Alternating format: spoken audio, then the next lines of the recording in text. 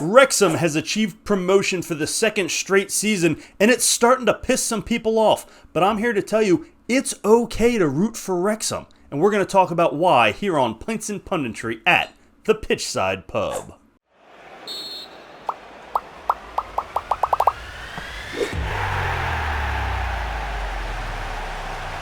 So Wrexham got promoted again. They're going to graduate out of League 2, go up to League 1, and it's going to get tougher and tougher every step of the way, as it should, as it's supposed to, and they know that, and everybody else knows it.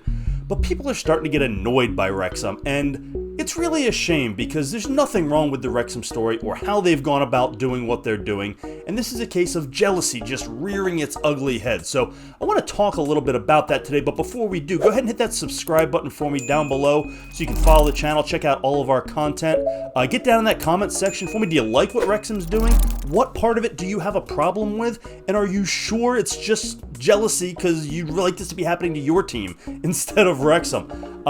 Make sure you follow us on Twitter at Pitchside Pub and check out our website, pitchsidepub.com. So, Wrexham was a long-standing National League team that had fallen on hard times. The community, the stadium, you've seen the documentary on FX. And if you don't know, they were purchased by Ryan Reynolds and Rob McElhenney, two Hollywood celebrities who came together to buy a football team. And it's an awesome story. It's an awesome story, and everybody seemed to genuinely, I would say generally get behind it. It's been pretty much well supported, although if you are from a neighboring Welsh town or you were a National League rival or now a League 2 team that is being outspent, I can understand why you have a problem with certain aspects of it. It's understandable. A team got purchased by some big celebrities and got an influx of cash, and now they're understandably having a lot of success, which is directly correlated to the influx of cash that they received. And it's a little bit of an Annie situation, right? Why did Daddy Warbucks pick her? Well, why did these guys pick Wrexham? Well, they spent a lot of time researching teams and communities, and this is the one they thought was the best. But it is a bit of the luck of the draw, and it could have happened to another club, and now Wrexham fans are the ones that are getting to reap the rewards. There are now a million more Wrexham fans around the world, particularly in the United States, that had never even heard of Wrexham before this, myself included. I won't pretend to have. I think I had heard of them, but I didn't know much about Wrexham until a couple years ago, and I wouldn't count myself as a Wrexham supporter. I'm not jumping on that bandwagon, but I love the story, and I'm excited to see them continue to do well, if for no other reason than if I was a multimillionaire, this is exactly what I would do. I would go buy a low-level team and try to support it financially and inject them with all my newfound cash that I won at the lottery or something, and I would try to build a team from the ground up. It's like playing FIFA or Football Manager in real life. Who among us would not do that? If you have a YouTube channel and overnight you turned into Mr. Beast and had millions upon millions of dollars, if you're watching this video, you probably are in the demographic that would go buy a football team.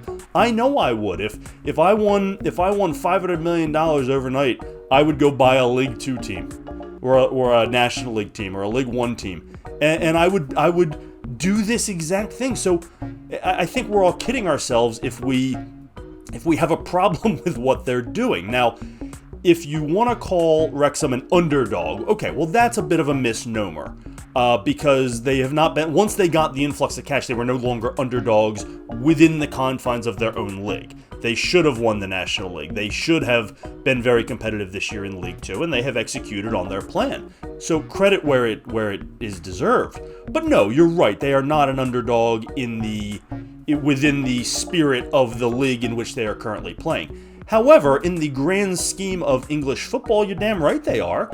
They're going from National League to League 2 to League 1. They are still wildly low down the table, although they are climbing. But in terms of the story of being this fifth-tier team with a goal of making it to the top, not only is that the epitome of an underdog story, but it's the exact purpose of promotion and relegation. And I hear all the time about, American soccer not being a serious serious sport and a serious league because we don't have promotion and relegation. And you know what? You're right, which is why I don't follow or cover MLS and why I enjoy European soccer instead. I think the lack of promotion and relegation and our closed system in Major League Soccer is an absolute travesty to the sport. It prevents stories like this. Why did Ryan and Rob buy a Welsh team and not an American team? Well, because there's no place to go for an American team. Buying an MLS team and paying a ton of money isn't any fun. They don't have that kind of money. I'll get to that in a second. They bought this team because it was a chance to build and grow. And that's why you really can't be too mad at what's happened here. Again, if you are if your whatever League 2 team ends up missing promotion by one spot because you got outspent by hundreds of thousands of dollars, okay, I guess you can be a little bit mad about that, but that's bound to happen. Don't we all want our owners to reinvest in our clubs? Isn't that the dream? How many fans have complained about their team's owners not spending enough money in the clubs? I hear Glazier out all the time because the Glazers take too much of a cut that could be going back into the club. I hear complaints from Liverpool about the Fenway Group, about how they're not spending enough. They're spending, but not spending as much as they could.